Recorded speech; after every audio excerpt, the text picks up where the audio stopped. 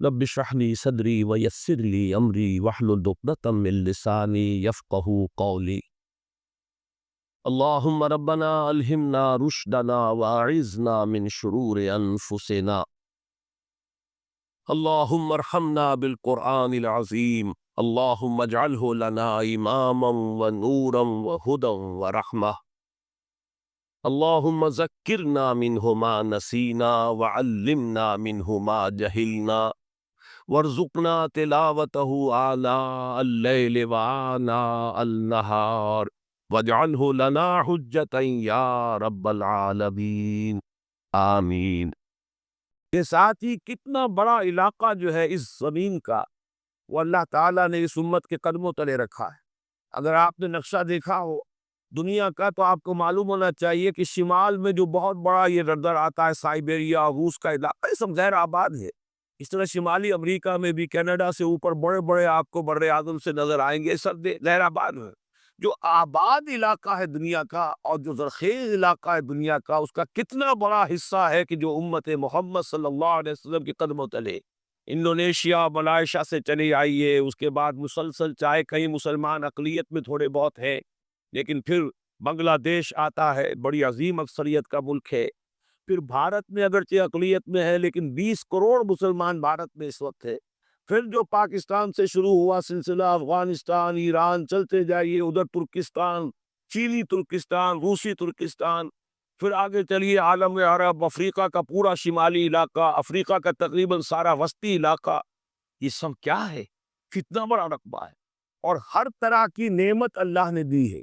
اس میں نباتات بھی ہیں، اس میں معدنیات بھی ہیں، اور سب سے بڑھ کر آج کی دنیا میں جو اہم ترین شے ہے کہ پیٹرول جو ہے، تیل جو ہے، اس کے سب سے بڑے ذخائر وہ ہے کہ جو مسلمانوں کے قدمے تلے اتنی تعداد میں ہونے کے باوجود، اتنے وسائل کے پر بظاہر قابض ہونے کے باوجود، سوال یہ ہے کہ کیا آج دنیا میں امت مسلمہ کو عزت حاصل ہے یا یہ ذلیل ہے؟ اسے غلبہ حاصل ہے یا مغلوب ہے؟ اسے کوئی دنیا میں وقار حاصل ہے یا یہ بالکل بے وقار ہو کر رہ گئی؟ یہ بات ہے جو ہمارے سمجھنے کی ہے آج کیوں ذلیل کہ کل تک نہ تھی پسند گستاخی فرشتہ ہماری جناب میں۔ اس وقت صورت یہ ہو چکی ہے، آپ کو معلوم ہے کہ ہر جگہ پر پسماندگی کا نشان مسلمان ہے۔ ہمارے سارے وسائل پر دوسروں کا قبضہ ہے۔ ایک ہی شے رہ گئی تھی، تیل، خلیج کا تیل، اس پر بھی آ کر امریکہ کی فوجیں ان کے سر پر بیٹھ گئی، سارا کا سارا تیل اب ان کے قبضے میں۔ ادھر خلیج کے دہانے کے دونوں طرف وہ اپنے مورچے بنا رہے تاکہ یہاں کسی کا داخلہ نہ ہو سکے۔ بڑے بڑے جتنے لوگ ہمارے، ان سب کی دولت ان کے پاس ہے۔ کہنے کو تو سلطان اور برونائی دنیا کا امیر ترین آدمی ہے، لیکن دولت ہے کہاں اس کی؟ انویسٹر تو وہی ہے، اسی کے بینکوں میں ہے، انہی کی کمپنیوں میں ہے، کسی کے پاس کچھ نہیں ہے۔ سعودی عرب کے کوئی ڈالرز ہے تو کہاں ہے؟ جیسے شہنشاہ ایران کا جو اثاثہ تھا، سرمایہ تھا، جو سارا کا سارا انہوں نے جو ہے وہ فریز کر لیا۔ تو یہ دولت تو ساری وہی ہے۔ کہنے کو ہے کہ آپ کے اکاؤنٹ میں اتنا روپیہ ہے، لیکن سوال یہ کہ وہ اکاؤنٹ پھر واقعی کس کے قبضے میں؟ پھر آپ کو معلوم ہے کس طریقے سے مسلمانوں کے ساتھ سلوک ہو رہا، ہر جگہ پر جہاں چاہے جس طرح چاہے انہیں ستا لے۔ اور ان میں بھی سب سے بڑھ کر جو بات میں آپ سے کہوں گا، آج دنیا میں جتنے بڑے پیمانے پر محمد عربی صلی اللہ علیہ وسلم کی توہین و تذلیل ہوئی ہے، پوری انسانی تاریخ میں نہیں ہوئی۔ رشدی نے کتاب لکھی، بدترین حملے کیے، کیا رنگیلا رسول کتاب تھی جو لکھی تھی کسی ہندو نے، جس کو کہ ایک مسلمان نے پھر خنجر بھونک کر اور ہلاک کر دیا تھا۔ وہ تو کچھ بھی نہیں تھی۔ اس کتاب کو رنگیلا رسول کو 100 سے ضرب دیجئے تو یہ کتاب بنتی ہے، سیٹنک ورسز، اور وہ ملینز نہیں بلینز کی تعداد میں شائع ہوئی۔ اس کے خلاف احتجاج اگر کسی نے کیا ہے تو ان کے اوپر جوتے پڑے ہیں، اوپر ڈنڈے پڑے۔ پوری مغربی دنیا اس کے پیچھے آ گئی ہے، سپورٹ کیا ہے۔ لے کے ایک ملک نکلا ایران، اس نے کم سے کم یہ کہ اس کے قتل کا فتویٰ تو دیا، لیکن کیا کرے، قتل کرنے کی تو نوبت نہیں آئی۔ پورا عالم عیسائیت اس کی پشت بنا ہے، اس کی مدد کر رہا ہے۔ یہ اتنی بڑی توہین محمد رسول اللہ صلی اللہ علیہ وسلم کی اور آپ کے ازواج مطہرات کی، اور یہ بظاہر ایک ایسے شخص کے ہاتھوں جس کا نام مسلمانوں کا سا ہے، اس کا اتنا بڑے پیمانے پر ہونا، اور پھر یہ کہ مسلمان 120 کروڑ ہونے کے باوجود کچھ نہیں کر سکتے۔ میں وہ چیزیں نہیں گنوانا چاہتا کہ 15 لاکھ جو ہے وہ ہمارے افغان بھائی جو ہیں انہوں نے جانیں دی، فائدہ کس کو پہنچا؟ تاحال امریکہ کو، کہ اس کی جو مد مقابل قوت تھی USSR وہ ختم ہو گئی۔ اسی طریقے سے جو کچھ کشمیر میں ہو رہا ہے، ہماری بے حمیتی بے غیرتی کا عالم یہ ہے، ہم کچھ اندر خانے تھوڑی بہت کو مدد کر کے سمجھتے ہیں کہ ہم نے فرض ادا کر دیا، جبکہ فرض پہ یہ ہونا چاہیے تھا کہ ہم براہ راست اعلان کرتے اور انڈیا کو الٹیمیٹم دیتے کہ اسٹاپ دس بزنس، یا یہ کہ پھر ہم سے جنگ ہے۔ جنگ کا نتیجہ تو پھر اللہ جس کو چاہے دے گا۔ اگر انسان اللہ تعالیٰ پر اعتماد رکھتا ہو، توکل رکھتا ہو، اپنے موقف کی حقانیت پر بھی اسے یقین ہو، تو کم من فئۃ قلیلۃ غلبت فئۃ کثیرۃ، تاریخ میں ہمیشہ ہوتا آیا ہے کہ چھوٹی قوتیں جو ہے ان کو غلبہ اللہ نے عطا کیا ہے بڑی قوتوں پر، لیکن بے غیرتی کا عالم یہ ہے، بے حمیتی کا عالم یہ ہے، زبانی کلامی ہم سے بڑا ہمدرد کوئی نہیں مسلمانان کشمیر کا، جس لیڈر کو دیکھو بڑھ چڑھ کر بیان دے گا، لیکن عملاً ہم کیا کر رہے ہیں؟ یہ ساری صورتحال جو میں نے آپ کو بتائی ہے، ویسے تو اب یہ کہ اگر اس میں ایک خاکہ سا میں نے آپ کے سامنے رکھا ہے، اس میں رنگ بھروں تو ظاہر ہے کہ پورا گھنٹہ اسی میں لگ جائے گا، لیکن جو اس کا اصل لب لباب ہے وہ یہ ہے کہ ہم اپنی جگہ بڑے خوش ہیں کہ ہم امت مرحوم ہیں، ہم تو امت محمد ہیں صلی اللہ علیہ وسلم، ہم تو اللہ کے پیارے ہیں، ہم اللہ کے لاڈلے ہیں، ہمیں اللہ کی شفاعت، ہمیں اللہ کے رسول کی شفاعت بھی ملے گی، جنت تو گویا کہ ہمارا پیدائشی مقام ہے۔ یہ سارے جو بھی ہمارے ذہنوں کے اندر ہیں خیالات، اور یہ جو ہمارے من گڑت عقائد ہیں، آپ سوچئے کہ جب ہم جو آبجیکٹیو کنڈیشنز ہیں، گیون کنڈیشنز ہیں، جو سامنے کے حالات ہیں، ان سے جب تقابل کرتے تو معاملہ بہت مختلف ہے۔ یہ کیوں ہے؟ اصل میں سوال جب تک آپ اپنے سامنے نہیں رکھیں گے، اس کا جواب جو ہے اب اس پر غور کیجیے، کیوں ہے؟ کیا اللہ تعالیٰ کو محمد الرسول اللہ کی عزت و حرمت پیاری نہیں ہے؟ کیا محمد الرسول اللہ اللہ کے پیارے نہیں ہے؟ حبیب رب العالمین نہیں ہے؟ کیا اللہ تعالیٰ کو کفار سے زیادہ محبت ہے؟ کیا وجہ ہے؟ رحمتیں ہیں تیری اغیار کے کاشانوں پر، اور برف گرتی ہے تو بیچارے مسلمانوں پر۔ سائنس میں وہ آگے ہیں، مالیات پر ان کا شکنجہ کسا ہوا ہے پوری دنیا پر، تہذیب ان کی ہے، تمدن ان کا ہے، ہم تو ان کے کیمپ فالوورز ہیں، نقش قدم پر چل رہے ہیں، ہم تو ان کی صرف یہ کہ نقالی کر رہے ہیں۔ تو سوچئے وجہ کیا آیا؟ کیا اللہ کو کفر زیادہ پسند ہے اسلام سے؟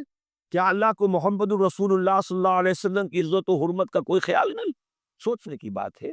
ظاہر بات ہے کہ ان سوالات کا جواب تو ہاں میں آپ نہیں دے سکتے، یقیناً ایسا نہیں۔ بہرحال وہ کافر ہیں، وہ اللہ کو نہیں مانتے، اللہ کے رسول کو نہیں مانتے، چلیے اللہ کو کسی نام سے مان لیا، گاڈ کہہ دیا، لیکن اللہ کے رسول کو تو نہیں مانتے۔ ایمان کا سارا دار و مدار تو رسالت پر ہے، اللہ کے اس کلام کو تو نہیں مانتے، اور اس کے باوجود ان کے لیے عزت ہے، رحمتیں ہیں تیری اغیار کے کاشانوں پر، برف گرتی ہے تو بیچارے مسلمانوں پر۔ یہ ایک لمحہ فکریہ ہے، یہ سوچنے کی بات ہے کہ ایسا کیوں ہے۔ اس کا جو جواب میں، یا بنی اسرائیل اذکروا نعمتی التی انعمت علیکم واوفوا بعہدی اوف بعہدکم وایای فارہبون۔ بنی اسرائیل، چونکہ یہ لفظ پہلی مرتبہ قرآن مجید میں آ رہا ہے تو یہاں تھوڑی سی وضاحت کرنی ہوگی۔ ابن جو عربی میں بیٹے کے لیے آتا ہے، ابن، اس میں جو شروع کا حمزہ ہے یہ در حقیقت اضافی ہے، اصل لفظ جو ہے بے نون پر مشتمل ہے، اسی لیے اس کی جمع سالم آتی ہے بنون۔ قرآن مجید میں المال والبنون زینۃ الحیات الدنیا، تو یہ جو اس کی جمع سالم ہے وہ در حقیقت بنون ہے، اور پھر اس کی حالت نسبی اور حالت جرمی بنین ہوگا، اور جب یہ مضاف بن جائے گا تو اس کا وہ نون گر جائے گا، تو اے بنی اسرائیل، اے اسرائیل کی اولاد، لفظی ترجمہ ہوگا اے اسرائیل کے بیٹوں، لیکن یہ کہ مراد اولاد ہے، اس میں برسبیل تغلیب اگرچہ خطاب مردوں سے ہو رہا ہے جیسے کہ قرآن مجید میں اکثر و بیشتر ہے، لیکن یہ کہ اس میں خواتین بھی شامل ہے۔ تو یا بنی اسرائیل، اے اسرائیل کے بیٹو، اسرائیل سے مراد کیا ہے؟ اس پر اتفاق ہے، اجماع ہے، حضرت یعقوب کا یہ لقب ہے، البتہ یہ لفظ بنا ہے اسم اور ایل دو سے مل کر۔ ایل کا لفظ جو ہے وہ عبرانی زبان میں الہ کے لیے ہے، الہ اور ایل پیسے بھی قریب ہے، اسی لیے تمام فرشتوں کے نام جبرائیل، میکائیل، اسرائیل، یہ تمام الفاظ کے ساتھ جو ایل آتا ہے یہ در حق اسماعیل، اسماعیل بھی، سما اور ایل، چونکہ حضرت ابراہیم علیہ السلام نے دعا کی تھی پروردگار بیٹا عطا فرما، اس اعتبار سے جب اللہ تعالیٰ نے بیٹا عطا فرمایا تو اسماعیل نام رکھا، یعنی اللہ نے سن لیا۔ جیسے ہمارے ہاں دیہات میں یہ خاص طور پہ جانگلی علاقہ جو کہلاتا ہے، اللہ ڈوایا، اللہ سنیا، یعنی یہ اللہ نے کس کے بارے میں؟ ہماری دعا سنی اور ہماری استدعا کو قبول فرمایا۔ تو یہ گویا کہ اسماعیل کے معنی یہ ہے۔ تو اسرائیل جو ہے اسر اور ایل سے مل کر بنا ہے۔ عبرانی اور عربی زبان کے بارے میں یہ اختلاف ہے۔ ایک رائے تو یہ ہے کہ ماں بیٹی کا رشتہ ہے، عربی زبان عبرانی سے نکلی ہوئی، لیکن زیادہ اکثر محققین کی رائے یہ ہے کہ یہ دونوں بہنیں کوئی اور کامن زبان تھی، سیمیٹک لینگویج کی ابتدائی، جس سے کہ یہ دونوں زبانیں پھر وجود میں آئی ہے۔ گویا کہ ان کے درمیان رشتہ جو ہے وہ بہنیں ہونے کا ہے، ماں اور بیٹی کا نہیں ہے، لیکن ظاہر بات ہے کہ مشابہت اور ان کے اندر جو ہے قرب جو ہے مناسبت وہ بہت نمایاں۔ اسر کے دو ترجمے کیے ہیں۔ یہودی علماء تو اس پر بہت زیادہ جزم کے ساتھ قائم ہے کہ اسر سے مراد ہے بطل، یعنی رجل عظیم، جواں مرد، بہت باہمت انسان۔ اس لیے کہ ان کے ہاں یہ عقیدہ ہے، اور بڑی تحریف جو ہوئی ہے تورات میں، اس میں ایسی ایسی باتیں بھی ہے۔ حضرت یعقوب کی جو مدح کی گئی ہے اس میں اس حد تک مبالغہ ہے کہ حضرت یعقوب کی اللہ تعالیٰ کے ساتھ کشتی ہوئی اور اللہ کو پچھاڑ لیا حضرت یعقوب نے۔ تو معلوم یہ ہوا کہ یہ تو بڑے بہادر اور بہت جریل انسان، اس اعتبار سے وہ بطل اور رجل کا ترجمہ کرتے اسر کا، لیکن یہ کہ صحیح ترجمہ جو ہے وہ اسر کا ہے، بندہ۔ اس لیے کہ عربی کا لفظ جو بنا ہے اسیر، اسیری، کوئی کسی کا غلام ہے، اسیر، اسی سے لفظ اسرا بنا ہے۔ اسرا ہے کنبہ، کنبہ بھی آپس میں جڑا ہوا ہوتا ہے، ان کے بندھن ہوتے ہیں دوستی کے، محبت کے، اخوت کے۔ تو اسی طریقے سے یہ اسر کا لفظ آتا ہے کسی بندھن کے لیے۔ اسیر جو ہے پچھلے زمانے میں جبکہ جیلوں کا رواج نہیں تھا، تو اگر کسی شخص کے ذمے کسی کی کوئی رقم ہوتی تھی دینی، تو اس شخص کو اس کے حوالے کر دیتے تھے، وہ اس کا ذاتی قیدی ہوتا تھا، ذاتی اسیر، اس کی تحویل میں رہتا تھا۔ جب تک کہ اس کے اعزاء اقارب آ کر وہ رقم ادا نہ کر دے، وہ شخص اس کی تحویل میں رہتا تھا، وہ اس کا اسیر ہوتا تھا۔ اس اعتبار سے غلام کے معنی میں یہ لفظ جو ہے مستعمل ہے۔ تو اسرائیل کا ترجمہ ہوگا عبداللہ۔ اذان تو میں عرض کر رہا تھا کہ اسرائیل کا ترجمہ ہوا عبداللہ۔ گویا کہ اب تک ہم نے یا بنی اسرائیل کا ترجمہ کیا اے اللہ کے بندے کی اولاد، مراد ہے حضرت یعقوب علیہ الصلوۃ والسلام۔ حضرت یعقوب حضرت اسحاق کے بیٹے ہیں، حضرت اسحاق حضرت ابراہیم علیہ السلام کے دوسرے بیٹے ہیں۔ حضرت ابراہیم کو پہلا بیٹا اللہ نے عطا فرمایا اسماعیل، اسی لیے میں عرض کر چکا ہوں سما اور ایل سے مل کر بنا ہے۔ جو دعا کی تھی انہوں نے، اس دعا کا پہلا جواب جو ملا ہے اللہ تعالیٰ کی طرف سے، اس کی مقبولیت کا جو ظہور ہوا وہ حضرت اسماعیل کی شکل ہے۔ پھر یہ کہ حضرت سارہ کو بھی اللہ تعالیٰ نے اولاد دی اور حضرت اسحاق پیدا ہوئے۔ اس وقت یہ جو بشارت دی گئی ہے قرآن مجید میں متعدد مقامات پر آگے چل کر آئے گا، یہ حضرت سارہ کے ہاں بھی اولاد ہونے کی جو بشارت حضرت ابراہیم علیہ السلام کو فرشتے دینے آئے تھے، اسی میں یہ بھی تھا کہ نہ صرف یہ کہ تمہیں ایک بیٹا عطا ہوگا بلکہ اس کے بعد پوتا بھی عطا ہوگا، گویا کہ ایک بہت جلیل القدر پوتا۔ اس اعتبار سے ایک رائے یہ ہے کہ یعقوب عقب سے بنا ہے، گویا کہ بشارت نے پہلے ہی سے شامل کا حضرت یعقوب علیہ السلام کا ذکر بھی، کہ اسحاق کے بعد اسحاق کے ہاں ایک بہت جلیل القدر بیٹے کی ولادت ہوگی اور اس کا نام یعقوب ہوگا، یعنی اسحاق کے بعد آنے والا، بیٹے کے بعد جو پوتا آتا ہے۔ لیکن یہود کی رائے یہ ہے کہ حضرت یعقوب پیدا ہوئے ہیں اپنے بھائی عیسو کے ساتھ، یہ تمام بیٹے ہیں حضرت اسحاق علیہ الصلوۃ والسلام کے، دو بیٹے پیدا ہوئے بیک وقت، جڑواں بھائی۔ پہلے حضرت عیسو کی ولادت ہوئی ہے، اور تورات کے الفاظ یہ ہے کہ یعقوب اپنے بھائی عیسو کی ایڑیاں پکڑے ہوئے تولد ہوا۔ تو چونکہ حضرت عیسو کے بعد حضرت یعقوب کی ولادت ہوئی ہے، تو گویا کہ اس وجہ سے ان کا نام حضرت اسحاق نے یعقوب رکھ دیا، عقب میں آنے والا، بعد میں آنے والا۔ بہرحال حضرت یعقوب علیہ السلام کی پھر 12 بیٹے ہیں جن کی تفصیل پوری موجود ہے۔ یہ تاریخ جو ہے بڑی ریکارڈڈ ہے، اس لیے کہ بنی اسرائیل کی یہ تاریخ جو ہے books of the old testament میں اس کی پوری تفصیل موجود ہے۔ 4 بیویاں تھی حضرت یعقوب علیہ السلام کی، جن سے 12 بیٹے ہوئے۔ 3 بیویوں سے 10 بیٹے تھے، اور سب سے چھوٹی بیوی سے 2 بیٹے تھے، حضرت یوسف اور بنیامین، اور ان دونوں سے حضرت یعقوب علیہ السلام کو بڑی محبت تھی۔ حضرت یوسف سے چونکہ یہ تاریخ شروع ہوتی ہے اس اعتبار سے کہ انہیں ان کے بھائیوں نے کنویں میں ڈالا، پھر اللہ تعالیٰ نے وہاں سے ان کے نکلنے کا سامان کیا، پھر مصر پہنچایا، پھر مختلف مراحل سے گزار کر انہیں وہاں ایک بہت اونچی پوزیشن تک پہنچایا۔ تو حضرت یوسف علیہ السلام سے اس اعتبار سے ان کی تاریخ شروع ہوتی ہے۔ 1906 قبل مسیح میں حضرت یوسف علیہ السلام کی پیدائش ہے، جہاں تک صحیح اندازہ کیا جا سکا ہے۔ یوں سمجھیے کہ آج سے تقریباً 4000 سال قبل یہ حضرت یوسف کی پیدائش ہے، اور حضرت یوسف پڑ پوتے ہیں حضرت ابراہیم کے۔ ان میں اگر آپ 200-250 سال کا اور اضافہ کریں تو آج سے کوئی 4,2500 قبل کی شخصیت بنتے ہیں حضرت ابراہیم علیہ الصلوۃ والسلام۔ حضرت یوسف کے زمانے میں پھر جیسے کہ وہ تفصیل سورہ یوسف میں آئے گی، یہ پورا خاندان آ کر کنعان میں تھے، لیکن وہاں سے آ کر مصر میں آباد ہو گئے۔ مصر میں ان کا بڑا اعزاز ہوا، اکرام ہوا۔ اس کے خاص حالات تھے کہ مصر میں اس وقت جو بادشاہت تھی وہ اصل مصر کے لوگوں کی نہیں تھی، بلکہ یہ بھی سیمیٹک لوگ تھے جو جا کر جنہوں نے عراق وغیرہ کے علاقے سے ہی جا کر انہوں نے فتح کیا تھا مصر کو، لہذا انہیں فرعون نہیں کہا گیا قرآن مجید میں، وہ فرعونہ کا خاندان نہیں ہے، بلکہ وہ تاریخ میں ہکسوس کنگز کہلاتے، تاریخ مصر میں وہ 15واں خاندان کہلاتا ہے وہاں کے بادشاہوں کا، 15th ڈائنسٹی۔ اور یہ چونکہ لوکل نہیں تھا اس لیے ان کو فرعون نہیں کہا جائے گا، بلکہ یہ ہکسوس کنگز چرواہے بادشاہ تھے کہ جو عرب کے ان علاقوں سے آئے تھے جزیرہ نما سے، اور وہاں سے وہ چرواہے تھے، ان کا کوئی پیشہ ظاہر بات ہے صحرا میں کیا ہوتا ہے بھیڑیں بکریاں پالنا، لیکن انہوں نے آ کر مصر کو فتح کیا، وہاں ان کی بادشاہت ہو گئی۔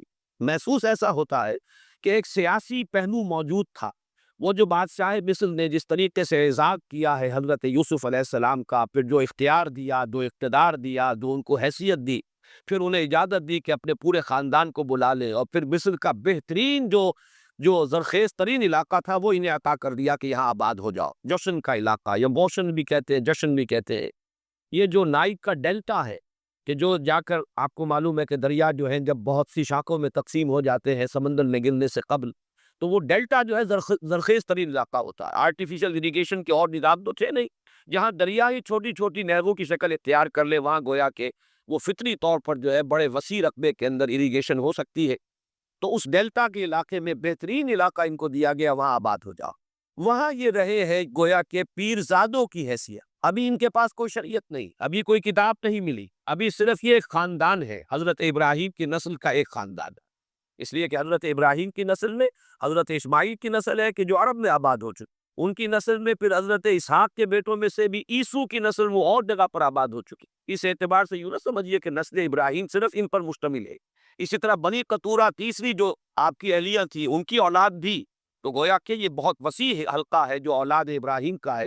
تو اولاد ابراہیم میں سے ایک شاخ ہے جو آ کر، یعنی حضرت یعقوب کے 12 بیٹے اور حضرت یعقوب بھی آ کر یہاں آباد ہو گئے، اور یہاں پھر یہ کچھ عرصے تک تقریباً 100-150 برس تک تو بڑے عیش میں رہے۔ یہ تقریباً یوں سمجھیے کہ 1850 قبل مسیح میں ان کا داخلہ ہوا ہے مصر کے اندر، اور وہاں پر 150 برس جو ہے انہوں نے بڑے عیش میں گزارے ہیں۔ یہ پیرزادے تھے اس لیے کہ بادشاہ معتقد ہو چکا تھا حضرت یوسف علیہ السلام کا، اگرچہ یہ تو ثابت نہیں ہوتا کہ وہ ایمان لایا ہو حضرت یوسف علیہ السلام پر، اس کا کوئی ثبوت نہیں، لیکن وہ تقید تھا، اور ان کی نیکی کا، پارسائی کا، شرافت کا، ذہانت کا، صلاحیتوں کا اعتراف پوری قوم کو تھا، جس طریقے سے کہ انہوں نے اس ملک کی جو نیا ہے اس کو جس طرح پار لگایا ہے، وہ شدید ترین قحط کا جو ایک دور آیا اس میں سے، اور جتنا بہترین انتظام کیا اس کی بنا پر ان کی صلاحیتوں کے سب معترف تھے۔ تو وہ 130 برس کی عمر میں غالباً ان کا انتقال ہوا ہے، اور 80 برس تک انہوں نے مصر پر گویا کہ جو سب سے زیادہ بااختیار شخص وہاں تھا بادشاہ کے بعد، بادشاہ اپنی جگہ پر تھا، لیکن یہ کہ جو بادشاہ کے بعد سب سے زیادہ بااختیار شخصیت تھی وہ حضرت یوسف کی تھی 80 برس تک، اور اس عرصے میں، اور پھر یہ 150 برس جو میں نے عرض کیا ہے کہ اس میں یہ خوب پھلے پھولے، ان کی اولاد جو ہے وہ کثرت کے ساتھ پھیلی، لیکن اس کے بعد وہاں پھر ایک انقلاب آیا۔ اس انقلاب کو آپ کہیں کہ جیسے کہ مختلف ممالک میں آتا ہے، اب سنز آف دی سوائل جو اس ملک کے رہنے والے تھے، اصل آبادی قبطیوں کی، انہوں نے بغاوت کی اور ہکسوس کنگز کو نکال دیا، وہ خاندان ختم ہو گیا۔ جب وہ چلے گئے تو جو ہکسوس کنگز کے یہ گویا کہ بہت ہی منظور نظر تھے، اور یہ مراعات یافتہ طبقہ تھا بنی اسرائیل کا، حضرت یعقوب کی اولاد کا، اب ان پر عتاب شروع ہوا، اب ان کا زوال آیا۔ تو یوں سمجھیے کہ تقریباً 400 برس اس کے بعد ان کے بڑی ہی شدت کے اور بڑی سخت غلامی کے، رفتہ رفتہ اس میں شدت پیدا ہوتی گئی ہے، لیکن یہ ہے کہ یہ 400 برس اس لیے کہ پھر 1300 قبل مسیح میں 550 برس بعد پھر ان کا ایکسوڈس ہوا ہے مصر سے، جب حضرت موسیٰ علیہ السلام کو اللہ تعالیٰ نے مبعوث فرمایا، پھر حضرت موسیٰ علیہ السلام ان کے نجات کا ذریعہ بنے، اور پھر مصر سے لے کر وہ انہیں نکلے ہیں، معجزانہ انداز میں ہی سمندر کو پھاڑ کر ان کے لیے اللہ نے راستہ بنایا ہے، قدم قدم پر معجزوں سے ان کی تائید کی ہے، کھانے پینے کے لیے صحرائے تیہ میں کچھ نہیں تھا تو من و سلوہ دیا ہے، پانی پینے کے لیے نہیں تھا تو ایک ضرب سے چٹان میں سے 12 چشمے جو ہے اللہ تعالیٰ نے بہا دیے کہ 12 قبیلے ہیں آپس میں لڑے نہ، کہیں پانی پینے پلانے پہ جھگڑا اور کہیں گھوڑا آگے بڑھانے پہ جھگڑا قبائلی زندگی میں یہ بڑا سینسیٹیو ایشو ہوتا ہے۔ لہذا قد علم کل اناس مشربہم، ہر قبیلے کے لیے ایک گھاٹ معین ہو گیا، تمہارا چشمہ یہ ہے، تمہارا چشمہ یہ ہے، ایک ضرب سے 12 چشمے پھوٹتے ہیں۔ پھر انہیں وہاں کوہ طور کے قریب پڑاؤ ڈال کر ان کو وہاں چھوڑ کر حضرت موسیٰ علیہ السلام جو ہے اللہ تعالیٰ کی طلبی پر کوہ طور پر گئے ہیں، وہاں تورات عطا ہوئی۔ تو تورات کے عطا کیے جانے کے بعد اب سمجھیے کہ اب ان کی حیثیت ایک امت کی بن گئی، کتاب پر امت کی تشکیل ہو۔ یہ امت مسلمہ قرآن مجید کی بنیاد پر امت ہے۔ جب یہ کتاب دی گئی ہے، اس کی بنیاد پر ایک شریعت دی گئی ہے، کتاب دی گئی ہے، کتاب ہدایت ہے، تو اس نے امت کی شکل اختیار کی۔ یہی وجہ ہے کہ لفظ امت جو ہے قرآن مجید میں صرف مکی صورتوں کے اندر، مدنی صورتوں میں استعمال ہوا ہے۔ کنتم خیر امت اخرجت للناس، سورہ آل عمران میں، کذالک جعلناکم امۃ وسطا لتکونوا شہداء علی الناس ویکون الرسول علیکم شہیدا، یہ سورہ بقرہ میں آگے چل کر آ جائے گا۔ تو اصل میں جیسے تشکیل امت جو ہوئی ہے وہ در حقیقت مدنی دور میں آ کر ہوئی ہے، جبکہ شریعت عطا کی جا رہی ہے۔ اسی طریقے سے یہ ایک خاندان تھا، حضرت ابراہیم کی نسل کی ایک شاخ، اس نے امت کی حیثیت اختیار کی ہے، جبکہ صحرائے تیہ میں جب ان کا قیام تھا اور اس صحرائے سینا میں، اور وہاں پر پھر حضرت موسیٰ علیہ السلام کو تورات دی گئی اور شریعت دی گئی، تب سے یہ امت ہے۔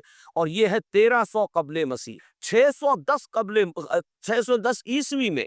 اب سمجھیے 1300 وہ جمع کیجئے، 610 یہ جمع کیجئے، 1910 برس بعد پھر حضور صلی اللہ علیہ وسلم پر قرآن مجید کی وحی کا آغاز ہوا، اور 622 میں حضور نے ہجرت فرمائی، اور اس کے بھی کوئی 2 سال یا 1 سال کے بعد جو ہے یہ آیات نازل ہو رہی ہیں جو ہم اس وقت پڑھ رہے ہیں۔ تو یہ سارا جو ہے تاریخی پس منظر ذہن میں رکھیے کہ یہ تقریباً 2000 برس کی تاریخ جو ہے ان کی بحیثیت امت۔ ویسے تو ان کی تاریخ اگر شروع کریں گے بنی اسرائیل تو حضرت یعقوب سے شروع ہونی چاہیے، اور وہ اس سے زیادہ ہو جائے گی طویل، لیکن در حقیقت امت کی حیثیت سے ان کی تاریخ 2000 برس کی شمار ہوگی، کہ 1300 قبل مسیح میں جب ہجرت کی ہے حضرت موسیٰ علیہ السلام نے اپنی قوم کو لے کر مصر سے، اور جب صحرائے سینا میں آئے ہیں، سینائی پیننسولا میں، اور پھر کتاب ملی ہے، تورات عطا کی گئی، شریعت عطا کی گئی، تب سے اس کا امت کی حیثیت سے آغاز ہوا۔ ایک بات اور نوٹ کر لیجئے، ان کو امت مسلمہ کیوں نہیں کہا گیا؟ اس کے لیے اس کا ایک سبب ہے۔ در حقیقت امت مسلمہ کا لفظ یا خیر امت یا امت کا لفظ جو ہے اس موجودہ امت کے لیے اس لیے استعمال کیا گیا ہے کہ یہ امت کسی ایک نسل پر مشتمل نہیں، یہ امیین اس کے نیوکلیس سے، لیکن یہ کہ ہر نسل کے لوگ اس میں آ کر شامل ہوئے ہیں، ہر قوم جو ہے اس میں آ گئی ہے، اس لیے اس کا نام جو ہے وہ صفاتی ہے، امت مسلمہ۔ لیکن چونکہ یہ سابقہ امت مسلمہ ایک ہی نسل پر مشتمل ہے، حضور صلی اللہ علیہ وسلم سے پہلے کسی رسول کی بعثت اس کی قوم سے باہر نہیں ہوئی، کسی ایک خاص قوم کی طرف بعثت ہوئی ہے، کسی خاص علاقے کی طرف بعثت ہوئی ہے۔ بعثت عمومی الی کافۃ الناس، یہ صرف محمد الرسول اللہ صلی اللہ علیہ وسلم کی امتیازی شان ہے۔ وَمَا أَرْسَلْنَاكَ إِلَّا كَافَّةً لِلنَّاسِ بَشِيرًا وَنَذِيرًا۔ اس اعتبار سے ان کا جو ہے اس میں علم گویا کہ بنی اسرائیل ہی ہے کہ جو برقرار رہا ہے، اے اسرائیل کی اولاد۔ اگر کہ میں اس موضوع پہ تقریر کر چکا ہوں، لیکن آج پھر اس گفتگو کے حوالے سے بات چیزیں دعویٰ کرتا ہوں۔ اس وقت عالمی سطح پر یہودی جمع عیسائی بریکٹ، اور امریکہ جمع یورپ یہ بریکٹ، ان کا اندر معاملہ کیا ہے؟ اصل جو ہے اس میں پیچھے مائنڈ ہے، ماسٹر مائنڈ، سازشی ذہن، وہ یہود کا ہے۔ باقی عیسائی آلہ کار بن گئی، جو 100% آلہ کار ہے یہود کا، وہ پروٹیسٹنٹس ہے۔ پروٹیسٹنٹزم یہود ہی نے پیدا کرایا تھا، یہود ہی نے یورپ کے اندر سود کا رواج شروع کروایا، ورنہ سود حرام، وہاں پر بھی یوزری بھی اور کمرشل انٹرسٹ بھی دونوں حرام تھے، یہ یہودی نے کروایا۔ اور پھر پہلا بینک بنوایا ہے انگلستان کے اندر، بینک آف انگلینڈ، اور جو پوپ کے خلاف بغاوت کرائی تو پہلی بغاوت ہوئی انگلستان کے اندر، جو چرچ آف انگلینڈ علیحدہ ہو گیا پوپ سے، اور اسی کو یہودیوں نے قرار دیا یہ ہمارا ماڈرن اسرائیل ہے، یہ اسرائیل ہمیں دیا ہے گاڈ نے، یہ جو ہے برطانیہ۔ اس کے کچھ عرصے کے بعد یہی جو ہے ایکسوڈس ہوا ہے، اور وہ امریکہ میں جا کے آباد ہوئے، لہذا امریکہ کو بھی جیوس نے کہا ہے دس از انذر اسرائیل، یہ ہے ہمارے اصل اسرائیل، ماڈرن اسرائیل یہ ہے۔ اس لیے کہ جو انہیں وہاں پر اقتدار حاصل ہوا، جو قوت حاصل ہوئی ہے، جس قدر دولت انہوں نے وہاں جمع کی ہے، وہاں کے جس طریقے سے جکڑ لیا ہے حکومتوں کو، فرنگ بھی رگے جا پنجائے یہود پہ۔ ٹھیک 100 سال پہلے علامہ اقبال یہ مشاہدہ کر کے آتے تھے یورپ میں، اور خوف دیکھنے والا تھا کہ وہاں کیا ہو رہا ہے، بیہائنڈ دی سین کیا ہے، سامنے کیا ہے، پردے کے پیچھے کیا ہے۔ فرنگ جی رگے جا پنجائے یہود، اس وقت فرنگ کا امام تھا برطانیہ، یہ وہ سلطنت تھی جس پر سورج کبھی غروب نہیں ہوتا تھا۔ آج وہ فرنگ کا امام امریکہ، افغانی یہ برطانیہ تو اب وہ جو ایک نظم ہے کہ بچپن میں پڑھی تھی، London Bridge is going down going down going down, اس کی مثال ہے۔ برطانیہ کی کوئی حیثیت ہی نہیں، ورلڈ پاور کی حیثیت نہیں ہے، وہ تو چھوٹا بھائی اس نے بنا رکھا امریکہ نے اپنا، تو اس حیثیت سے جو ہے اس کی کوئی حیثیت ہے، ورنہ کوئی اور حیثیت نہیں۔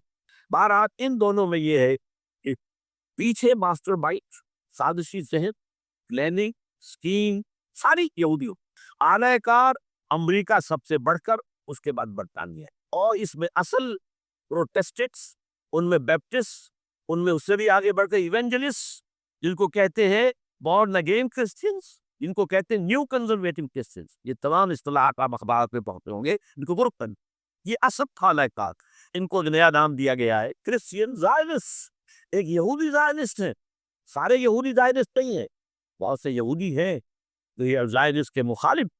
چنانچہ میری ہوسٹن میں ملاقات ہوئی تھی، ڈاکٹر وشو براڈ، بہت بڑا پروفیسر ایمیریٹس یہودی، لیکن یہ کہ اس نے کہا مذہب اسلام نے کہا، ہمارا اجلاس تھا وہاں پر، ہم نے یہ جو ہے بلایا تھا، ایک یہودی، ایک عیسائی اور ایک مسلمان، تینوں جو ہے وہ تقریریں کریں، نے کہا تھا کہ وی آر ناٹ سپورٹنگ اسرائیل، اس نے وہ عیسائی جو آیا ہوا تھا پروفیسر، اس نے کہا they are supporting Israel, we are not supporting اسرائیل۔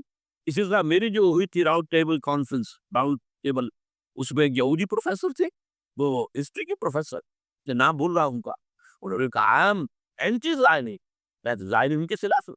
تو زائنسٹ جو ہے اصل میں ایک سیکولر یہودیوں کی تحریک ہے، اور اس کے سب سے بڑے سپورٹرز کرسچین زائنسٹ وہ امریکہ میں بیٹھے ہوئے۔ یہ ہے صورتحال۔ یہ جان لیجئے کیتھولکس کیوں ہیں یہ اتنے پرو یہودی نہیں ہیں، اب رفتہ رفتہ وہ بھی اس کے اندر آ کر شامل ہو گئے۔ یورپ جو ہے زیادہ کیتھولکس، رومن کیتھولکس کا یہ بھی آپ نے جملہ پڑھ سنا ہوگا، یہ جو ترکی جو ہے ہمارا ملک، یہ جو کوشش کرتا رہتا ہے گھسنے کی یورپین یونین کے اندر، تو ایک دفعہ جان شراق نے کہا تھا، بڑا پیارا جملہ تھا، Why doesn't Turkey understand that we are a Christian club؟ یہ ہماری جو یونین ہے یورپین، یہ تو کرسچین کلب ہے، وہ مسلمان ہے، وہ کس وجہ سے آنا چاہتا ہے بندہ، کیوں نہیں داخل ہونا چاہتا؟ Why doesn't Turkey understand that we are a Christian club؟ لیکن یہ ہے رومن کیتھولکس، اور ان کا میں بعد میں آپ کو بتاؤں گا۔ یہی آپ کو معلوم ہے کہ یورپ نے عام طور پر اسرائیل کا اتنا ساتھ نہیں دیا جتنا جو ابھی کا دیتا رہا ہے، اور کسی درجے میں ان کے دلوں میں سافٹ کارنر جو ہے عرب فلسطینیوں کے لیے بھی رہا ہے۔ یہ معاملہ ایران کے بارے میں بھی رہا ہے، جس قدر اسٹرانگ ایکشن امریکہ لینا چاہتا ہے، یہ جو ہے اس کے ساتھ نہیں ہے۔ یہ دونوں کا فرق ہے، میں اس کا ایک بنیاد بعد میں بتا دوں گا۔ بارک ان کا ایک جو ایجنڈا ہے وہ دو، سمجھیے کہ دو اس کے نکات، دو رسیوں کے معنی یہ آپس میں بٹا ہوا ہے۔ پہلا، عالم اسلام کے مادی اور مالیاتی وسائل، خصوصاً تیل پر قبضہ، یہ ان کا دنیاوی اعتبار سے، دولت کے اعتبار سے، وسائل کے اعتبار سے اس وقت ایجنڈا ہے۔ ویسے تو اس سے اوپر وہ جاتے پوری دنیا پر، وہ تو بات کی بات ہے کہ ابھی نہ وہ روس کو چھیڑ رہے ہیں نہ چین کو چھیڑ رہے ہیں۔ چین تو ان کا سب سے بڑا جو ہے بزنس پارٹنر ہے، سب سے بڑا، اور چین کو رفتہ رفتہ وہ اپنی لائن پر لا رہے ہیں۔ اب تو صرف یہ کہ وہ ایک پارٹی گورنمنٹ وہاں رہ گئی ہے جو کہ کمیونزم کے دور کی یادگار ہے، باقی ان کی جو اکانومی ہے وہ تو آ چکی ہے، اسی رشتے پر جو یورپ کی ہے، مغرب کی ہے۔ نمبر دو ایجنڈا کیا ہے؟ دنیا میں کہیں بھی اسلام کے بحیثیت ایک نظام زندگی ظاہر ہونے کا کوئی موقع نہیں دے رہا۔ We have to nip the evil in the bud at any cost۔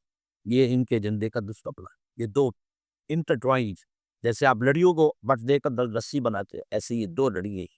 اسلام کا پولیٹیکل سوشو اکنامک سسٹم کہیں نہ آ جائے دل میں، ہونا جائے آشکارا شر پیغمبر کا، یہی 20 نے کنکلوڈ کیا، مجھے 20 کی مجلس شورا ہے، ہونا جائے آشکارا شر پیغمبر، کہیں ایسا نہ ہو کہ پیغمبر کی شریعت دنیا کے سامنے آئے، پیغمبر کا نظام آ جائے۔ الحذر، آئین پیغمبر سے صوبہ، الحذر، حافظ ناموس زن، مرد آزما مرد آفری، یہ معاشر کی نظام ہوگی۔ موت کا پیغام ہر نوع غلامی کے لیے، نہ کوئی فخر و خاکہ نہ گدائے رہنسی، یہ سیاسی نظام آ گیا ہے، اور کرتا ہے دولت بھر آلودگی سے پاٹ و ساز، منموں کو مال و دولت کا بناتا ہے امین، تم دولت کے امین و مالک نہیں ہو، اور اس سے بڑھ کر اور کیا فکر و عمل کا انقلاب، بادشاہوں کی نہیں اللہ کی ہے یہ زمین، ان لب للہ، یہ نظام کہیں نہ آ جائے، یہ ہے جس میں کہ وہ خطرہ محسوس کر رہا تھا۔ اور اس کے بعد یہ کہتے ہیں یہ تو تھا عصر حاضر کے تقاضے، لیکن یہ کہ صورتحال کیا ہے، ہونا جائے آشکارا شر پیغمبر کہیں ہے یہی. یہ معاملہ اس طرح رکھو کہ خود مومن ہے محروم یقین. یہ غنیمت ہے کہ خود مومن ہے محروم یقین. ہمیں اگر کوئی سہارا ملتا ہے کوئی اس سے کہ مومنوں کو بھی نام نہاد مسلمانوں کو بھی اپنے اس نظام پر یقین دے. وہ نماز پر یقین رکھتے ہیں, روزے پر رکھتے ہیں, زکوٰۃ کو بھی دو بھی اللہ تعالیٰ نے جس کو تفویض دیتا ہے, حج کرتے ہیں, عمرے کرتے ہیں, یہ ہے سب. لیکن یہ کہ یہ غنیمت ہے, چشم عالم سے رہے یہ پوشیدہ یہ آئی تو خوب. وہ ابلیس کہتا ہے یہ آئین چشم عالم سے پوشیدہ رہنا چاہیے. یہ غنیمت ہے کہ خود مومن ہے محروب یقین. ہمارے لیے جو ہے اگر کوئی سانس لینے کی جگہ ہے وہ یہ ہے, حوصلہ افزائی اگر ہے تو اس میں ہے کہ خود مومن محروم یقین, اس کے سامنے وہ راستہ ہے ہی. اب مجھے یہودیوں کے ایجنڈے کو میں تجزیہ کر رہا ہوں. سب سے پہلے World Bank, IMF, globalisation, TRIPS, ان تمام ہتھ کنڈوں کے ذریعے عالمی مالیاتی استحکام جو بداہی امریکہ کا ہوگا حقیقت یہود کا ہوگا. یہودیوں کے نزدیک پوری نوع انسانی حیوانوں کے مانند ہے. They are not human beings, they are goyams, they are gentiles. یہ انسانی شکل میں حیوان ہے, اور جیسے حیوانوں کو ایکسپلائٹ کرنا, استعمال کرنا انسانوں کا حق ہے. گھوڑے کو آپ باندھتے رہے نا ٹانگے کے آگے, اور بیلوں سے آپ پھل جتواتے رہیں, تو جیسے یہ حق ہے ایسے ہمارا حق پوری دنیا کے جو ہے وسائل وہ کھینچے. ہاں جیسے گھوڑے اور بیل کو بھی کچھ نہ کچھ دانا تو ڈالنا پڑتا ہے, چارہ تو دینا پڑتا ہے, تو ان کو بھی کچھ تو یہ پوری نوع انسانی ورکرز بن کر رہ جائے, حیوان بن جائے بالکل. شہوت کے غلام بنا دو انہیں, اخلاقی اقدار کا بیڑا غرق کر دو, خاندانی نظام کو تہوبارہ کر دو. یہ باقاعدہ جو protocols of the elders of the Zion سب میں موجود ہے لکھا ہوا, جو 1897 میں انہوں نے پاس کیا اپنا پروگرام, بیسل سوئٹزرلینڈ کا ایک شہر. Protocols of the elders of the Zion, ان کو حیوان بنا دو, بس حیوانوں سے کام لیتے رہو. ہاں ان کی کمائی کا کچھ حصہ ان کے لیے چھوڑ دو, وہ بھی زندہ رہیں, وہ بھی آخر کام کیسے کریں گے, اور اصل جو ہے ملائی کھینچ لو اپنے اس نظام کے ذریعے سے. World Bank, IMF, stock exchange, TRIPS, globalisation, اس کے ذریعے سے عالمی مالیاتی استعمار. نمبر 2 ایک ہے ان کا ایجنڈا, یہ تو عالمی ہے. دوسرا ایجنڈا کیا ہے, وہ کیا ہے, گریٹر اسرائیل کا قیام, جس میں مصر کا سارا زرخیز علاقہ شامل ہوگا, جو ڈیلٹا کا علاقہ کہلاتا ہے, جہاں کے اس وقت کے بادشاہ نے, حضرت یوسف علیہ السلام کے زمانے کے بادشاہ نے, وہ سرائلہ کی خاندان میں سے نہیں تھا, وہ عرب تھا. عربوں ہی سے کسی وقت وہ توب آئی تھی جو کہ مصر پر قابض ہو گئی تھی. اس نے حضرت یوسف کے خاندان کو لا کے وہاں آباد کیا. بہترین جشن کا علاقہ کہلاتا ہے. وہ کہتے ہیں ہمارا ہے, ہم رہے وہاں پر کئی سو برس تک رہے. عراق ہمارا ہے, وہاں ہمیں قید میں رکھا گیا, نبوکدنصر دے گیا تھا. عرب کا شمالی حصہ جو ہمارا ہے, وہاں خیبر میں یہودی قلعے تھے, اور وہاں مدینہ کے اندر جو ہے 3 قبیلے یہودی تھے جنہیں محمد نے صلی اللہ علیہ وسلم وہاں سے نکال پار کیا تھا. جارڈن یہ ترکی کا بھی کچھ حصہ ہمارا, باقی پورا لبنان اور پورا فلسطین, یہ سب اس کے اوپر بنے گا ایک greater Israel. This is there local area, اور اس کے لیے ضروری ہے ایک بہت بڑی جنگ. ایسے آسانی سے نہیں ہو جائے گا. آرمگیڈون, جس کو حضور نے فرمایا الملحمۃ العظمیٰ, الملحمۃ الکبریٰ, بہت بڑی جنگ, جس کی خوفناکی اور تباہناکی کا اندازہ اس سے کیجیے. حضور فرماتے ہیں کہ اگر ایک باپ کے 100 بیٹے یا ایک دادا کے 100 پوتے ہوں گے, ان میں سے 99 ختم ہو جائیں گے, ایک بچے. اور ایک جگہ فرماتے ہیں اتنی اموات ہوں گی, اتنی لاشیں ہوں گی کہ ایک نفاست پسند پرندہ جو ہے, جو گندگی تو نہیں اترنا چاہتا. ایک تو ہے یہ کوے, چیلے, گدھ, وہ تو گندگی کی تلاش میں مردار کھانے کے لیے وہ تو لاشوں کو نوچ گئے. وہ پرندہ جو ہے نفاست پسند پرندہ, وہ نہیں اتر سکے گا, اڑتا چلا جائے گا, لیکن لاشوں کا سلسلہ ختم نہیں ہوگا, یہاں تک کہ تھک ہار کر لاشوں پر گر جائے. یہ دور نہیں, اس لیے کہ اس پر متفق ہیں یہودی بھی اور عیسائی. پروٹسٹنٹس عیسائیس کو پوری طرح متفق. آرمگیڈون, جسے آپ تھرڈ ورلڈ وار کہہ لیں, الملحمۃ العظمیٰ کہہ لیں, الملحمۃ الکبریٰ کہہ لیں, حضور کے الفاظ میں یہ آئے. اس کے نتیجے میں گریٹ اسرائیل بنے گا. نمبر 3 پھر بنے گا تھرڈ ٹیمپل, جو ٹائٹس نے گرا لیا تھا 70 میں, سن 70 عیسوی, جسے گرے ہوئے کتنا عرصہ ہو گیا, 2008 اندازہ کرنے, 1800 کتنے برس ہو چکے. وہ دوبارہ بنائے تھرڈ ٹیمپل, اور اس کے لیے مسجد اقصیٰ کو گرائیں گے, اور ڈوم آف دی راک, امت الصخرہ, وہاں لا کر پھر اس میں کنگ ڈیوڈ's تھرون لا کے رکھا جائے گا. یہ بھی میرے علم میں پہلی مرتبہ اسی ٹرمپٹ کی سارے سے آیا. وہ کیا ہے, حضرت داؤد کا, آج سے کتنے 1000 سال پہلے کی بات, اندازہ 1000 قبل مسیح, اور یہ اب 2000 ہو گیا عیسوی, 3000 برس تو ہو گئے. وہ کیا تھا؟ ایک پتھر تھا جس پر بٹھا کر حضرت داؤد کی تاج پوشی کی گئی، پھر اسی پر حضرت سلیمان کی تاج پوشی، تو اسی پر ان کے بادشاہ آتے رہے، تاج پوشی اس کی۔ ٹائٹس نے جب گرایا ہے سن 70 عیسوی میں، یروشلم کو برباد کیا، 1,33,000 یہودی ایک دن میں قتل کیے، ایک دن، باقی نکال دیا باجایس۔ اس کو کہتے ہیں diaspora that started in 70 AD، یہ منتشر ہو جس کا جال جی سی سوایا چلا گیا، یورپ میں چلے گئے، شمالی افریقہ میں، مسلمان ملکوں میں، انڈیا میں آ گئے، ایران میں آ گئے، سب کلا وہاں سے نکالتی ہے ڈائسپورا۔ بہرحال وہاں سے وہ ٹائٹس وہ پتھر لے گیا، وہ روم میں لے گیا، روم سے کسی طرح وہ آئرلینڈ پہنچ گیا۔ آئرلینڈ پیور کیتھولک ملک ہے، آپ کو معلوم ہے، اور وہاں پر پروٹیسٹنٹس کی اور کیتھولکس کی جنگیں ہوتی رہتی، کبھی بھی شیعہ سنی مسلمانوں کی اس طور سے خانہ جنگی نہیں ہوئی ہے جیسی کہ وہاں ان دو عیسائیوں میں کیتھولک اور پروٹیسٹنٹس میں وہ رومن کیتھولک ملک ہے۔ وہاں سے وہ انگلینڈ میں آیا، انگلینڈ میں جب آ گیا، بلکہ وہاں سے اسکاٹ لینڈ سے انگلینڈ میں پھر اس کو ایک کرسی کے اندر اس کی سیٹ کی حیثیت سے بنا کر ایک تھرون کی شکل دے دی گئی، اور وہ جو ویسٹ منسٹر ایبے ہے، برطانیہ کے پارلیمنٹ کے ساتھ جو چرچ ہے ویسٹ منسٹر ایبے، وہاں اس کو گا کے رکھ کیا گیا۔ اس وقت سے برطانیہ کے بادشاہوں اور ملکاؤں کی تاج پوشی وہاں ہو، تو ایک یہ ہے کہ پھر اس کو لا کر وہاں رکھیں گے۔ اب یہاں سے اختلاف ہے، یہ نوٹ کر، یہاں تک عیسائیوں کا یہودیوں کا ایجنڈا ایک، یہاں اختلاف، یہودیوں کے نزدیک ان کا مسیح آئے گا اور وہ وہاں بیٹھ کر پوری دنیا پر راج کرے گا۔ وہ مسیح جس کی خبر دی گئی تھی شروع کی کتابوں میں، جو تورات کی اب ابتدائی کتابیں ہیں، وہ تو حضرت مسیح کی شکل میں آ گئے۔ یہ پروفیسی واز فلفلڈ، یہودیوں نے نہیں مانا، انہیں تو قرار دیا جادوگر ہے، کافر ہے، مرتد ہے، ولد الزنا ہے، اور اپنے بس پڑتے سوری پر چڑھوا دیا۔ تو دوسری بات ہے اللہ نے کیا کیا، وہ ایک علیحدہ مسئلہ۔ چنانچہ یہ کہ the situation is vacant، وہ مسیحا کی جگہ ابھی پاتی ہے ان کی، and they're waiting for him، تو وہ آئے گا اور وہ یہاں اس تاؤ پر بیٹھ کر پوری دنیا پر ہو۔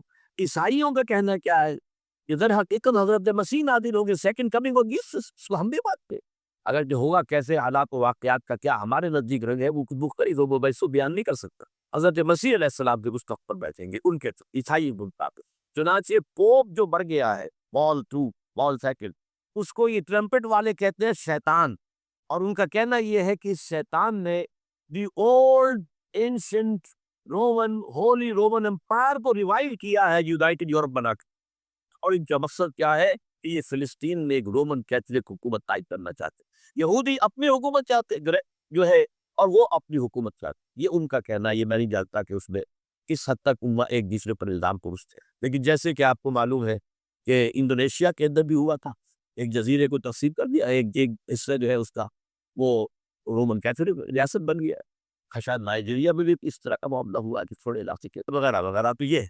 لیکن بہرحال یہ ان کا عیسائیوں کا معاملہ کیا ہے، میں نے جیسا کہ بتایا یہ تو اس ایجنڈے کے اندر متفق، اور عیسائی بھی ورلڈ ڈومینیشن، مالیاتی جو ہے استعمال اس کے لیے وہ سر، لیکن ان کے نزدیک حضرت عیسیٰ ابن مریم آئیں گے علیہ الصلوۃ والسلام، اب وہ حکومت کرے گا۔ اس پورے ڈرامے کا اسکرپٹ پورا یہودیوں کا لکھا ہوا، اور انہیں کی سازش اس پورے ڈرامے کے پیچھے ہے۔ البتہ بظاہر اس ڈرامے کا بڑا کیریکٹر جس سے آپ ہیرو کہیں وہ امریکہ ہے، اور اس کے تابع یورپ بھی ہے۔ یہ ہے عالمی سطح پر معاملہ اس وقت۔ ویسے میری 2 کتابیں جو ہے اس پر کتابچے 4 سال پہلے میں نے اسی مقام پر 2 تقریریں کی تھی، ایک موجودہ عالمی حالات اور اسلام کا مستقبل، وہ دوسرا حصہ جو میں اس وقت نہیں چھیڑ رہا ہوگا کیا اصل، جس میں یہ ہے کہ کہیں اسلامی ریاست قائم ہو، خلافت کا نظام قائم ہوگا کہاں ہوگا یہ میں نہیں بول رہا۔ حضرت مہدی کا ظہور ہوگا، وہ آئیں گے عرب کے، پھر یہ ہے کہ وہ جو گریٹر اسرائیل کے خلاف جہاد ہوگا، اور اللہ کرے گا کہ رفتہ رفتہ یہ ممالک جو ان سے لے لیے جائیں گے، یہاں تک کہ بالآخر ایک یہودی اعلان کر دے گا میں ہوں مسیح، جس کو کہ عیسائی بھی کہتے ہیں اینٹی کرائسٹ، اور یہ کہتے ہیں یہ بیپٹسٹ بھی کہ اینٹی کرائسٹ جو ہے وہ یہودی ہوگا، جبکہ کچھ عرصے پہلے بہت بڑا پروپیگنڈا ہوا تھا کہ اینٹی کرائسٹ جو ہے، دجال جو ہے وہ تو مسلمان ہوگا، نہیں، لیکن وہ کہتے ہیں کہ ہوگا یہودی، اور پھر اس یہودی کو ختم کریں گے حضرت مسیح، دی ریئل مسیح، اصل مسیح جو اٹھا لیے گئے درمیان میں، وہ آئیں گے، اور ان کے ہاتھوں دجال بھی قتل ہوگا، اور پھر مسلمانوں کے ہاتھوں ایک ایک یہودی ختم ہوگا، پھر ایک عالمی اسلامی ریاست قائم ہوگی حضرت مسیح کے ہاتھوں، اور وہاں پر حضرت مسیح ایک حدیث میں آتا ہے 40 برس تک پوری دنیا پر حکومت کرے۔ بہرحال یہ یہ دوسرا پکچر ہے جو ہمارے سامنے، میں اس وقت ان کی تصویر میں نہیں جا رہا، جو ان کے سامنے پکچر ہے وہ میں نے آپ کو بیان کر۔ اب اس میں تجزیہ کیجئے افغانستان پر حملے کا اصل سبب، جو میں نے دو بتایا نا، دو لڑیاں ہیں ان کے ایجنڈے کی، ایک اسلام پہ ہی ظاہر نہ ہو جائے، اسلام کا نظام ظاہر نہ ہو جائے، اور ایک مسلمانوں کے مالیاتی خاص طور پر تیل کے وسائل پر قبضہ۔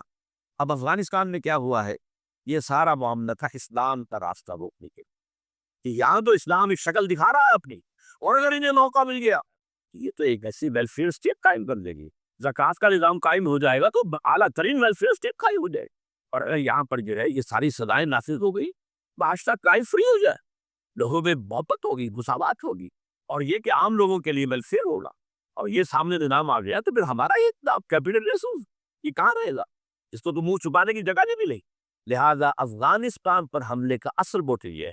البتہ یہ ساتھ ہی یہ بھی تھا کہ افغانستان کے راستے سے سینٹرل ایشین سٹیٹس جو ہیں ان سے پائپ لائنیں لا کر اور وہ پھر کہیں گوادر کے آس پاس سمندر پہ لائے جائے تاکہ ہم وہاں کے جو ہے ڈرین کر سکیں جو تیل اور گیس کے ذخائر ہیں سینٹرل ایشین سٹیٹس کے اندر جو مسلمان سٹیٹس ہیں، تو اس کے لیے راستہ جو ہے وہ لینا چاہتے تھے افغانستان سے۔ اب وہ جہاں تک افغانستان کا تعلق ہو تو ان کے قبضے میں ہے، جب چاہے کر لیں۔ اب پاکستان کا معاملہ جو تھا وہ جیسا کہ میں نے کہا کہ اس کا راستہ وہ رک گیا، جبکہ انہیں واپس جانا پڑ گیا، لیکن انہوں نے افغانستان نے کوشش کی طالبان کے زمانے، یونیکول جو ہے ان کی سب سے بڑی جو ہے وہ کمپنی ہے، اس نے مذاکرات کیے، وہ دیکھ کر حیران رہ گئے کہ یہ ان پڑھ، یہ ملے مراٹے جو ہیں یہ تو بڑے ٹف بارگینر ہیں، اس طریقے سے پاؤں جما کر طالبان نے جو ان کے ساتھ مذاکرات کیے ہیں اور ان سے اپنی شرطیں پیش کی ہیں کہ وہ گھبرا دبا کن۔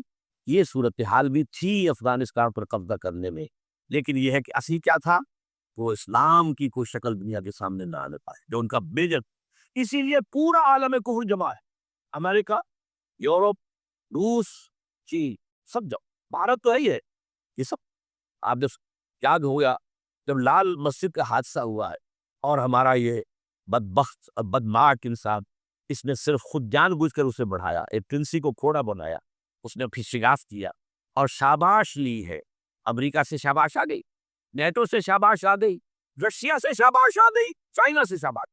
وہ چونکہ محسوس کر رہا تھا کہ اندرون ملک تو میری اب کشتی ڈگمگا رہی ہے، ڈاوا ڈول ہے، I have to have more support from outside اور for that I have to wait کہ دیکھو میرے عین قلب میں پاکستان کے یہ پھوڑا نکل آیا تھا، یہ بنیاد پرستی کا اور یہ شدت پسندی کا اور یہ تنگ نظری کا اور یہ فلاں کا، یہ دہشت گردی کا، اور میں نے دیکھو کیسے اس میں چیرا کیا، کتنے لوگوں کو ختم کر دیا۔ اچھا اس میں یہ بھی ذہن میں رکھیے کہ افغانستان کے بارے میں یہودیوں کے علم میں ہے کہ حضور کی حدیث کیا ہے، حضور کی حدیث ہے یخرج من خراسانہ رایات سود، خراسان کے علاقے سے کالے جھنڈے لے کر فوجیں چلیں گی، لا یردھا شیء، کوئی طاقت ان کو رخ نہیں موڑ سکے گی، حتیٰ تنصب ایلیا، یہاں تک کہ وہ آپ کے بیت المقدس میں جھنڈے گاڑ دیے جائیں۔ دے نو اٹ، یہ جان لیجیے، یہ لوگ پڑھے لکھے لوگ ہیں۔ میں آپ کو ایک واقعہ سناتا ہوں، جب 1967 میں یہودیوں کو فتح ہوئی بہت بڑی اور پورا یروشلم اب ان کے قبضے میں آ گیا، ایسٹ یروشلم جو کہ ابھی یارڈن کے قبضے میں تھا، تو جب موشے دایان تھا وہ کھانا وہ داخل ہوا فاتح کی حیثیت سے، تو اس کے ساتھ ایک ربائی تھا بہت بڑا، چیف ربائی یہودیوں کا بہت بڑا عالم، اور وہ رو پڑا، فاتح فتح کا وقت، خوشی کا رویا۔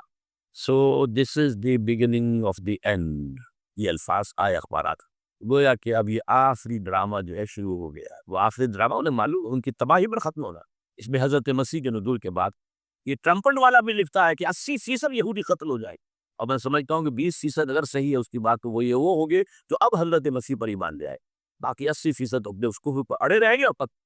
اسی طرح حضور کے ایک حدیث ہے کہ جب یہودیوں کا قتل عام ہو رہا ہوگا، اگر مسلمان قتل کریں گے تو اگر کسی درخت کے پیچھے یہودی چھپا ہوگا تو درخت پکارے گا، اے مسلمان، عبداللہ آؤ ادھر، یہ میرے پیچھے یہودی چھپا ہوا، قتل نہ ہو۔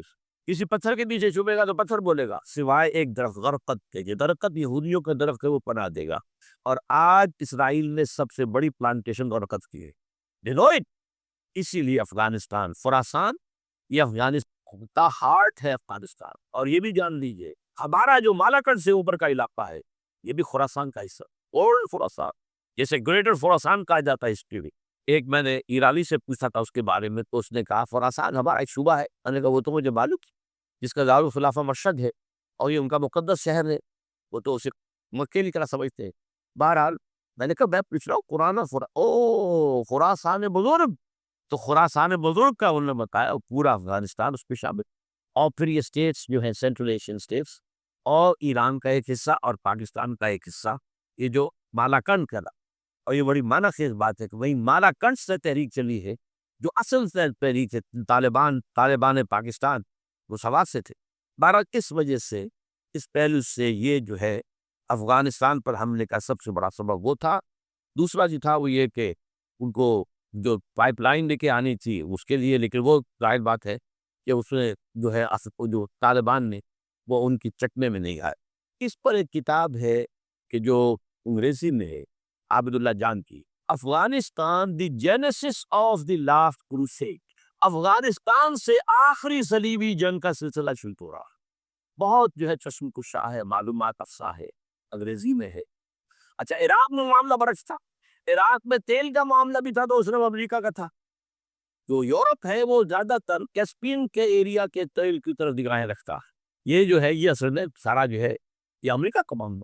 اور دوسری طرف یہ کہ یہاں کو مذہبی سلسلہ نہیں تھا، حالانکہ تھا، وہ یہودیوں کا تھا۔